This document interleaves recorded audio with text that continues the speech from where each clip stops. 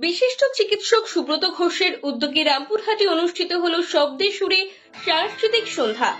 রামপুরহাট শহরে একটি বেসরকারি হোটেলে চিকিৎসক সুব্রত ঘোষের উদ্যোগে মঙ্গলবার রাত 8টা থেকে শুরু হয় শব্দে সুরে সাংস্কৃতিক সন্ধ্যা অনুষ্ঠান।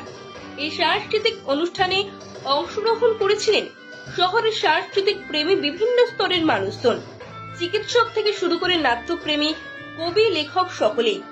এই অনুষ্ঠানটি চলে রাত 11টা পর্যন্ত। বিশিষ্ট চিকিৎসক সুব্রত ঘোষ তিনি তার পেশার বাইরেও একজন ভালো লেখক ও সংস্কৃতি প্রেমী মানুষ।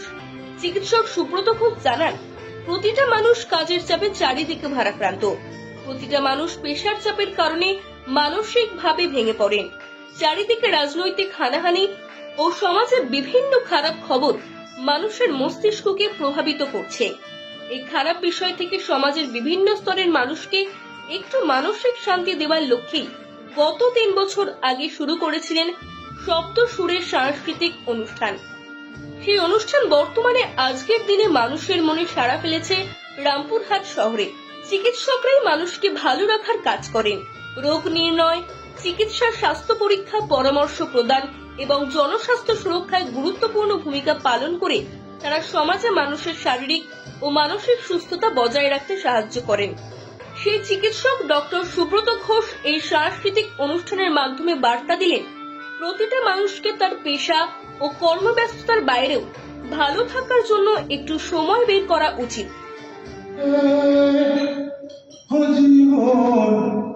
জীবন ছাইলা না যাও মোরে, তুই জীবন চইলা গেলে মানুষে কইবে মোরা জীবন রে, ও জীবন রে, ও জীবন, ও জীবন ছাইলা না যাও মোরে, তুই জীবন চইলা গেলে আদর করবে কে রে জীবন। মৌলাতে মাটির প্রদীপ আছে, হুনই মেলায় গরম জলের কুণ্ড আছে, পাশেই আমার গ্রাম, সেখানেই তৈরি হচ্ছে নতুন ভব্য ধাম। হ্যাঁ, তুমি ঠিক ধরেছ, সেটাই আমার গ্রাম। আশেপাশে সবাই যাবে পারুলিয়ার নাম। ছেলেবেলায় ক্লাবে বসে জমে উঠত আড্ডা, পশির সবাই হাসির ছলে করতো হাসি ঠাট্টা। কালীতলায় জমে উঠত ফুটবলের খেলা, বট গাছের শেকড় ধরে কেউ বাঁধিত দোলা। ওখানে পুজোর সময় বসত একটা মেলা। এবার বলো, যাবে নাকি আমার সেই গ্রামে? এসো না সব একটি বার আমার পারুলিয়ার টানে। দিব্যি রইল, পুজোয় এসো আমার সেই গ্রামে। কথা দিলে এসো কিন্তু ছেলেবেলার টানে, পুরনো সেই দিনের কথা পড়বে সবার মনে। গ্রামটা আবার জমে উঠবে মিষ্টি মধুর গানে। কথা দিলে এসো কিন্তু।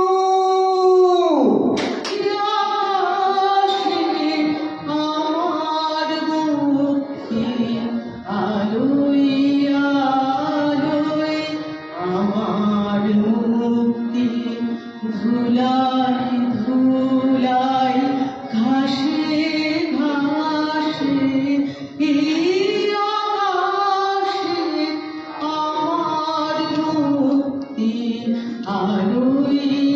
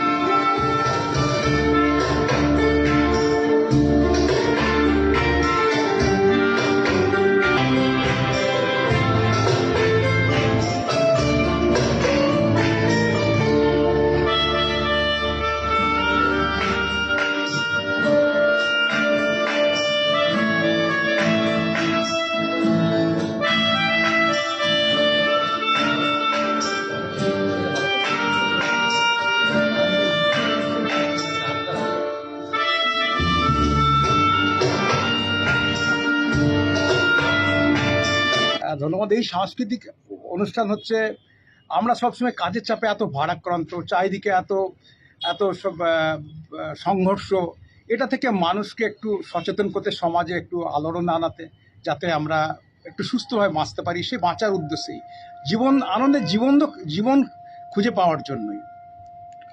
কত বছর থেকে চলছে এটা গত লাস্ট 3 বছর ধরে আমি চালিয়ে যাচ্ছি। হ্যাঁ, এই যারা ইন্ডাস্ট্রি, যারা আগ্রহী তাদেরকে নিয়ে, এরকম না, যারা সাংস্কৃতিক ইয়েতে আছে, মানসিকতার, সেই সব মানুষগুলোকে নিয়ে আমি এটা চালিয়ে যাচ্ছি। আপনি তো যে পেশায় আছেন, সেই কাজের চাপ বাদ দিয়েও এখানে এরকম একটা সুন্দর একটা অনুষ্ঠান কেমন লাগছে? আমি যেহেতু এটা ব্যবস্থাপনায় আছি, আমি ব্যবস্থাপক, আহ্বায়ক, আমার তো ভালো লাগবে, কিন্তু এটা তখন ভালো লাগবে, প্রাপ্তিটা তখন হবে যখন প্রতিটা মানুষ, সব মানুষরা এটাকে ভালোভাবে নেবে, ভালো চোখে নেবে, সব রাজনীতি, সামাজিক সব কিছু ঊর্ধ্বে ওঠে, যখন সবাই মিলে পার্টিসিপেশন করবে, সবাইকে ভালো লাগবে, তখন আমার ভালো লাগবে, তখনই আমার এই উদ্যোগটাকে সফল মনে করব।